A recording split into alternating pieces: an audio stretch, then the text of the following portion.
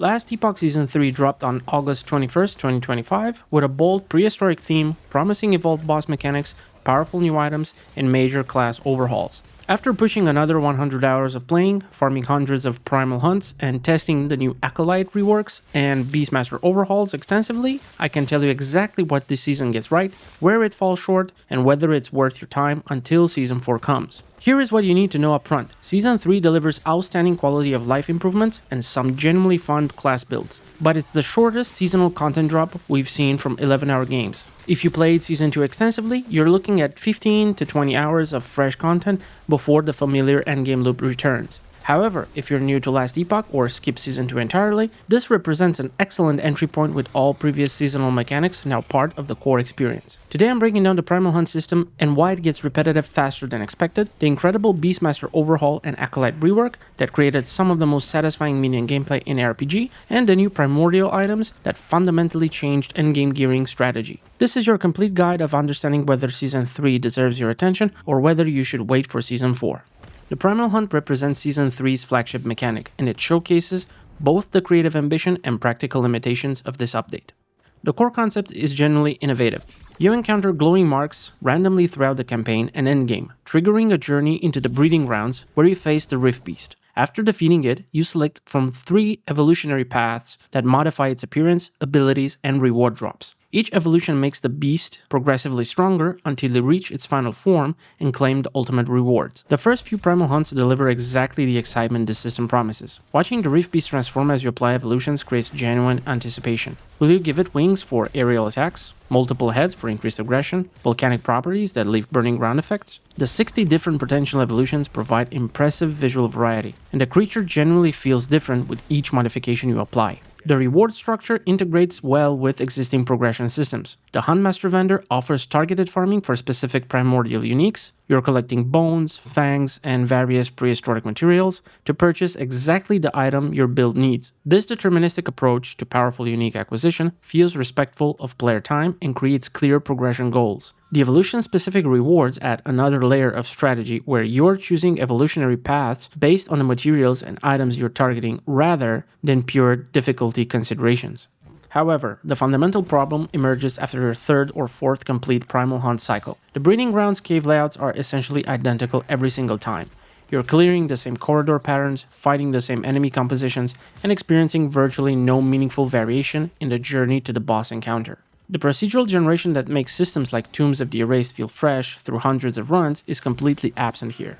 The boss fight itself, while mechanically sound, follows the classic hit until it dies formula, without introducing puzzle elements or interesting tactical decisions. Different evolutions modify attack patterns, but they don't fundamentally change your approach to the encounter.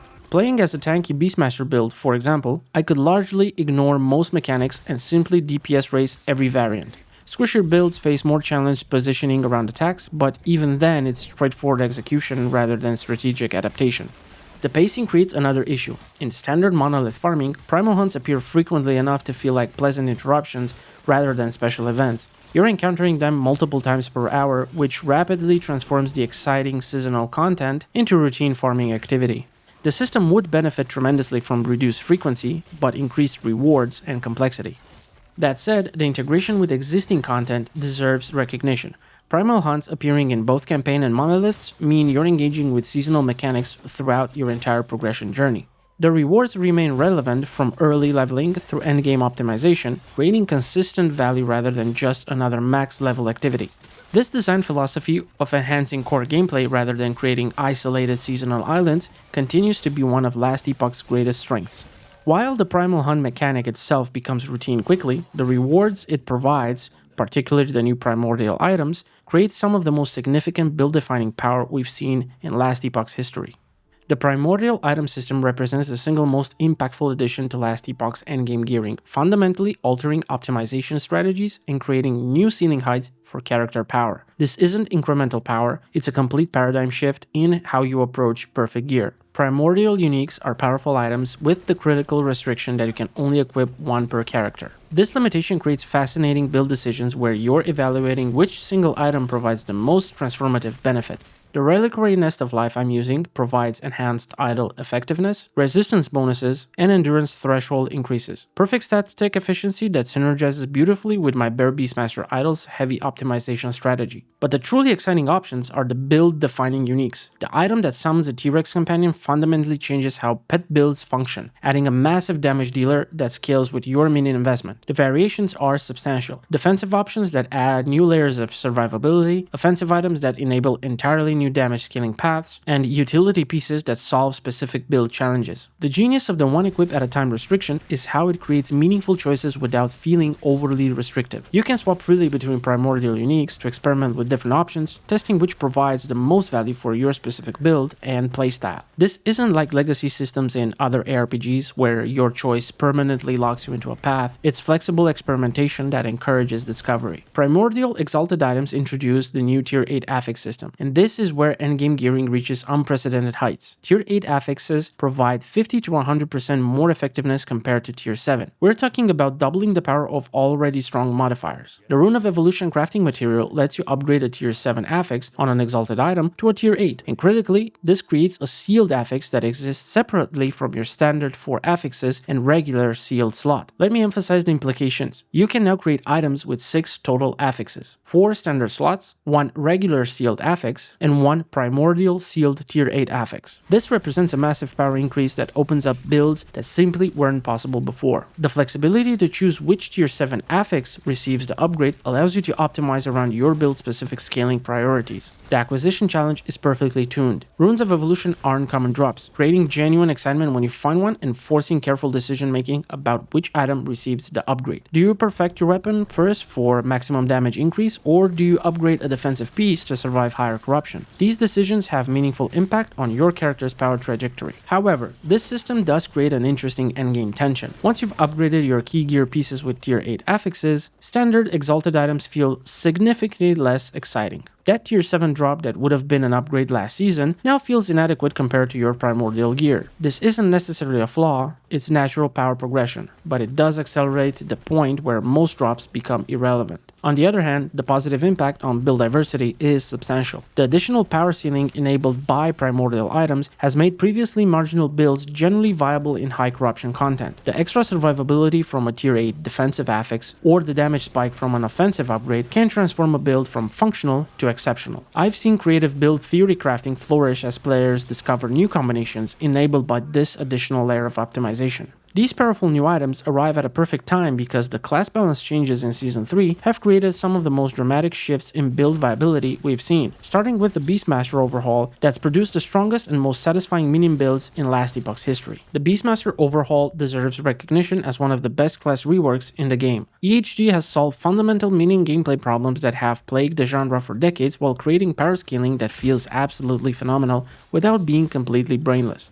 The Bear Companion build that I use represents everything this rework gets right. The Bear isn't just a damage source, it's a screen-clearing, boss-melting absolute unit that makes every encounter feel satisfying. The scaling synergies are beautifully designed. Warcry pulls enemies into tight groups while stunning them, creating perfect setups for the Bear's Earthquake ability, which cascades in multiple waves, each progressively larger and more devastating than the last. Swipe builds stacks for increased attack speed and damage, creating this smooth feedback loop where your personal damage supports the minion's destruction. The companion teleportation solved the single biggest frustration with minion builds. Previously, pets would wander off or lag behind as you move through zones, constantly leaving you fighting without your primary damage source. Now, with the champion affix that teleports companions after movement abilities, my Fury Leap can receive a point of investment somewhere else while still instantly summoning my bear to my location after I leap. This seemingly small change transforms the entire gameplay experience from frustrating babysitting to smooth, flowing destruction.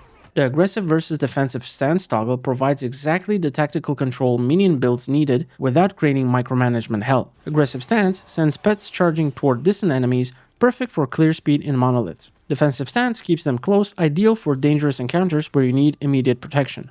The ability to swap mid-combat creates genuine tactical decisions without requiring action per minute intensive management. The AI improvements are substantial and noticeable. Companions prioritize actual threats rather than wandering toward random minor enemies. They respond more quickly to new targets and maintain better positioning relative to your character. While occasionally a minion still makes a questionable pathing decision, these instances are rare enough to feel like minor quirks rather than fundamental flaws. The parascaling creates this perfect balance where the build feels incredibly strong without being completely passive. Yes, my bear does the majority of the damage, but I'm constantly supporting through work rate debuffs, positioning with Fury Leap, and increasing its damage with Frenzy Totems. It's active gameplay that feels powerful rather than passive AFK automation. The build variety within Beastmaster specifically is impressive. Beyond the bear focus, we've seen successful T-Rex companion builds, multiple pet strategies with wolves and sabertooths, and hybrid approaches that balance personal damage with minion support. The frog summoning build that some players are running creates this amazing visual of poison spewing frogs that deal high amounts of DPS. It's both effective and entertaining. However, the Beastmaster's success creates unfortunate contrast with the Acolyte changes. Where the Beastmaster received thoughtful improvements that enhance what people loved about the class, the Acolyte got the opposite treatment, and the community response has been mixed, to put it diplomatically. The Acolyte rework was supposed to be a complete class overhaul according to the developers, but what it actually shipped has left many veteran Acolyte players feeling frustrated and abandoned. The Acolyte changes represent the most controversial aspect of Season 3. And having played both Necromancer and Lich extensively this season, I understand exactly why the community feels this way. 11 Hour Games marketed these as comprehensive class reworks, but the reality delivered was primarily nerfs with insufficient compensation buffs. The Necromancer snapshotting situation represents the most frustrating design decision. After promises to remove snapshotting mechanics, Season 3 only removed item-based snapshotting, while leaving the complex skill-based snapshotting intact. Summoning an abomination optimally now requires a specific sequence of passive tree respecking, skill swapping, and precise timing that feels like exploiting bugs rather than playing the game. The abomination itself reportedly has persistent bugs where it doesn't function correctly even when you perform the snapshot sequence properly. Minions still slide around rather than walking naturally. The AI improvements that benefited the Beastmaster seem sometimes absent from Necromancer pets, and the whole experience feels a bit abandoned compared to the love Beastmaster received. However, it's not all disappointment for Acolyte players. The Harvest Flay Lich build, for example, represents one of the genuine success stories this season. A build that showcases what cold melee Lich gameplay can achieve when mechanics synergize properly. This build transforms you into a Spectral Reaper that dashes through maps with Flicker Strike mobility while dealing 2.5 to 3 million DPS against bosses.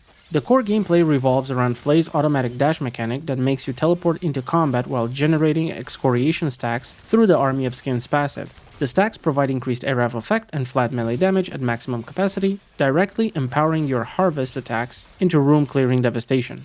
The synergy feels intentionally and satisfying. Your mobility skills actively buff your damage skills, creating seamless combat flow. Reaper Form provides the foundational power through Mark of Death, reducing enemy resistances, while Soul Shroud and Vile Shroud grant resistances and armor based on intelligence. The defensive scaling through intelligence also provides dodge chance with optimized gear, and Accursed Feast delivers insane health leech that keeps you at full health during aggressive positioning.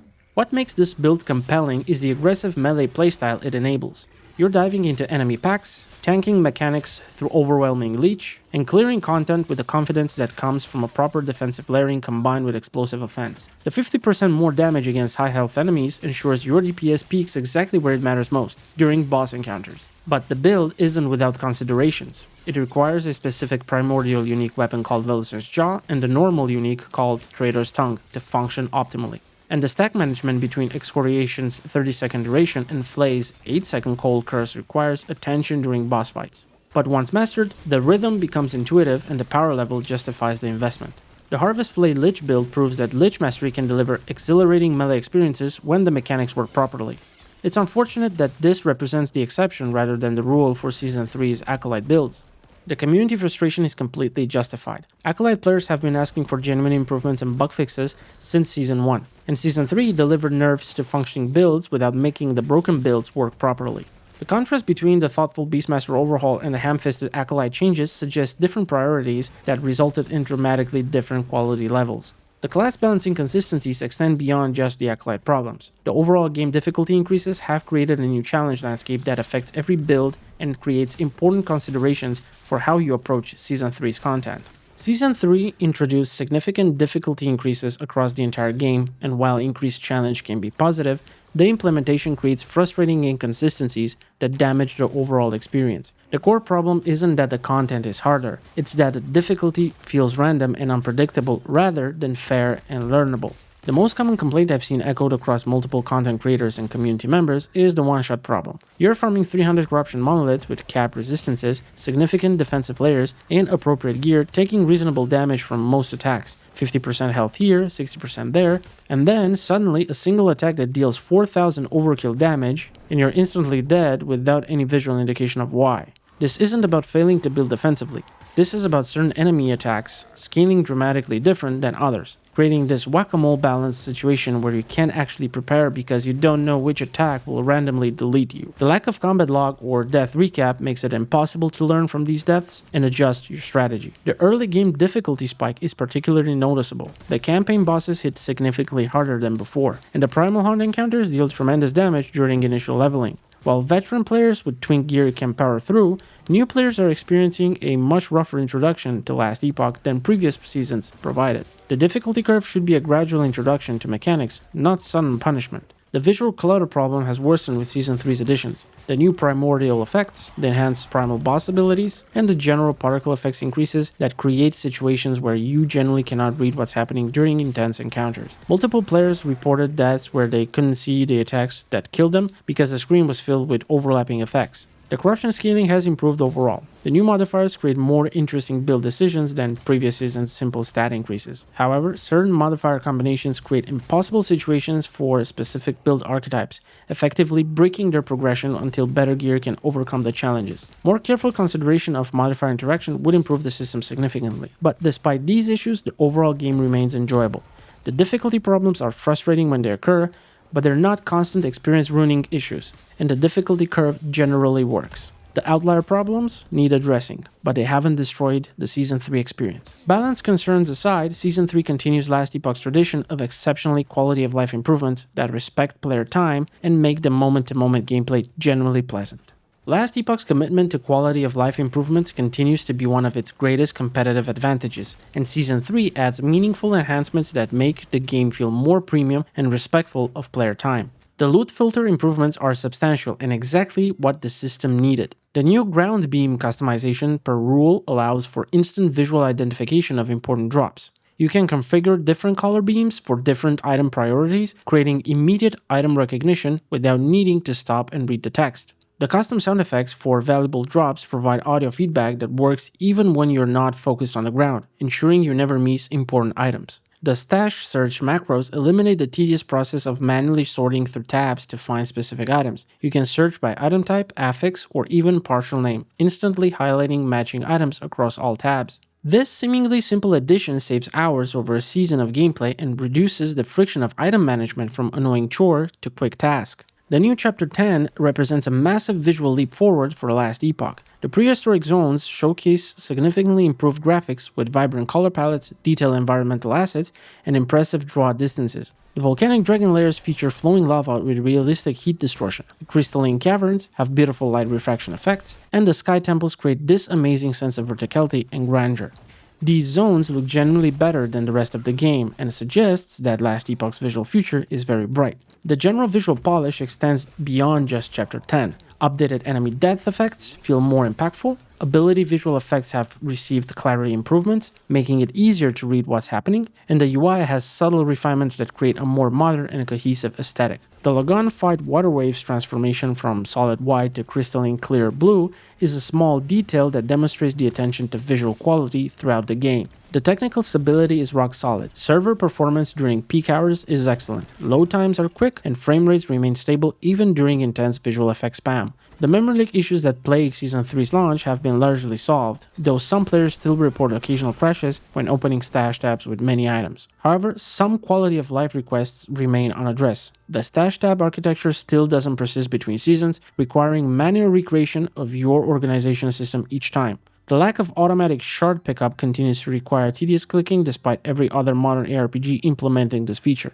These aren't game-breaking omissions, but they represent relatively simple improvements that would significantly enhance the experience. The polish and quality of life creates a solid foundation, but what ultimately determines Season 3's success is whether it provides the content depth and replay value that justifies coming back for another grind. The critical question for any returning player is simple. How much new content does Season 3 actually provide? After extensive play across multiple characters, the honest answer is that this is the lightest seasonal update Last Epoch has delivered, and whether it justifies your return depends entirely on your Season 2 experience. Chapter 10 provides approximately 3 to 4 hours of new story content, assuming you're playing at a reasonable pace and actually engaging with the narrative rather than rushing through. The 17 new zones are gorgeous and the prehistoric theme is well executed, but the actual content is straightforward linear progression with standard combat encounters. There aren't any significant puzzles, challenging optional bosses, or meaningful divergent paths. You're moving forward, killing enemies, and experiencing the story. The Primal Hunt cycle, which represents the core seasonal mechanic, provides genuine enjoyment for the first 10 to 15 hours. You're experiencing the novelty of the evolution system, collecting your first primordial uniques, and seeing the various Rift Beasts forms. However, the lack of procedural variation means that by your third or fourth complete cycle, you've essentially seen everything the system offers. Subsequent encounters become routine farming rather than exciting seasonal content. The realistic timeline for exhausting Season 3's new content is 15 to 20 hours for a dedicated player. This includes completing Chapter 10, running multiple full Primal Hunt cycles, acquiring several Primordial uniques, and testing the class balance changes. After that point, you are back to the standard Last Epoch endgame that exists regardless of seasonal content. However, this assessment requires important context. If you're a new player or skipped Season 2 entirely, you're experiencing Last Epoch with 2 seasons worth of content additions already integrated. The Weaver's Will faction, Tombs of the Erased, Woven Echoes, Champion System, and now Primal Hunts all exist simultaneously in your game. This represents substantial content that easily provides 100 plus hours of engaging gameplay before you exhaust the variety. If you played Season 2 extensively and experienced everything it offered, Season 3 provides a reason to come back for a couple of weeks, try the new class builds, and then probably take a break until Season 4. The primordial items and class changes create enough novelty to make those weeks enjoyable, but there isn't sufficient new content to support months of fresh gameplay. The comparison to Season 2 is stark and important. Season 2 was a massive content drop developed over a full year that fundamentally expanded Last Epoch's endgame systems. Season 3, on the other hand, had approximately 4 months of development time and delivers proportionally less content. This isn't necessarily a fair comparison, but it's the reality that shapes players' expectations and satisfaction. The permanent integration philosophy continues to be Last Epoch's secret weapon. Unlike some of Path of Exile's temporary league mechanics that sometimes disappear, everything added in Season 3 will remain in the game permanently. This means that even if Season 3 feels light right now, it's building towards a progressively richer base game that future seasons will enhance further. This long-term thinking creates sustainable growth rather than temporary spikes followed by content drought. Understanding Season 3's content limitations help set appropriate expectations, but we also need to examine how it positions itself in the increasingly competitive ARPG market.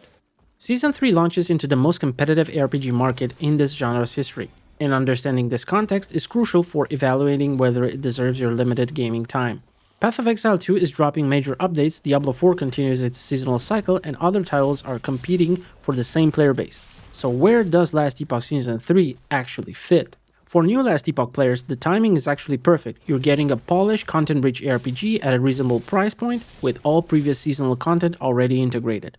The learning curve is gentler than in Path of Exile 1 and 2, the systems are more accessible than PoE's overwhelming complexity, and the build variety is substantial without being paralyzingly complicated. If you've never played Last Epoch, this is legitimately an excellent time to start. For returning players who extensively played Season 2, the recommendation depends on your current gaming situation. If you're deeply invested in Path of Exile 1 and 2, or actively playing Diablo 4, Season 3 doesn't provide enough new content to justify pulling away from your current game. The 15 to 20 hours of fresh content can wait until you hit a natural breakpoint in your current RPG progression. However, if you're between major game commitments or feeling burnt out on other RPGs, Season 3 provides an excellent 2 to 3 week palate cleanser. The Bear Beastmaster build is specifically one of the most satisfying mini and gameplay available in any current RPG, and the quality of life improvements make the overall experience genuinely pleasant. Come back, play through the new content, experiment with new builds, and then move on guilt-free. The community sentiment is generally positive but not enthusiastic. The response is, Season 3 is generally good but not amazing, which accurately reflects the content delivery. The Beastmaster love is nearly universal, the Acolyte frustration is widespread, and the Primal Hunt reception is fun initially, but gets old quickly. These measured reactions suggest a season that met basic expectations without exceeding them.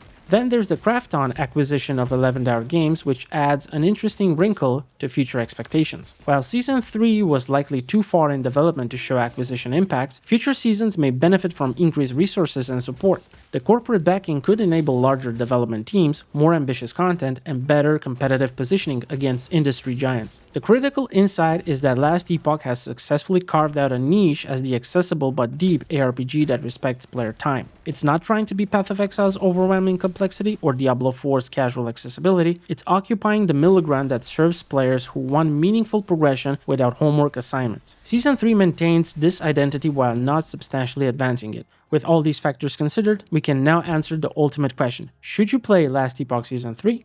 After another 100 plus hours across multiple characters, extensive endgame farming, and a thorough testing of the new systems, here's my honest final verdict on Last Epoch Season 3 Beneath Ancient Skies. This is a solid, competent seasonal update that makes meaningful quality of life improvements and introduces powerful new items, but delivers the smallest quantity of fresh content we've seen from 11th Hour Games. The Primal Hunt system is fun initially, but lacks the depth for long-term engagement. The Primordial Items are generally innovative and create exciting gearing strategies. The Beastmaster overhaul is exceptional and represents some of the best minion gameplay in ARPG history. The Acolyte changes, on the other hand, are frustrating and feel like missed opportunities rather than promised reworks. If you're a new player or returning after skipping Season 2, I absolutely recommend playing Last Epoch Season 3. You're getting excellent value with substantial content, improved systems, and a polished experience that respects your time. The $35 price point for the base game is completely justified by the content quality and quantity you'll experience. If you extensively played Season 2 and exhausted its content, Season 3 provides a good reason to return for a couple of weeks, play through Chapter 10, experience several Primal Hunt cycles, experiment with the class changes, and acquire some Primordial Items. Enjoy the experience without feeling obligated to grind for extended periods. Come back, have fun for 20 to 30 hours, and then move on guilt-free. The biggest beneficiaries of Season 3 are players who love minion builds. The Beastmaster overhaul alone justifies returning just to experience how satisfying a well-designed pet build feels.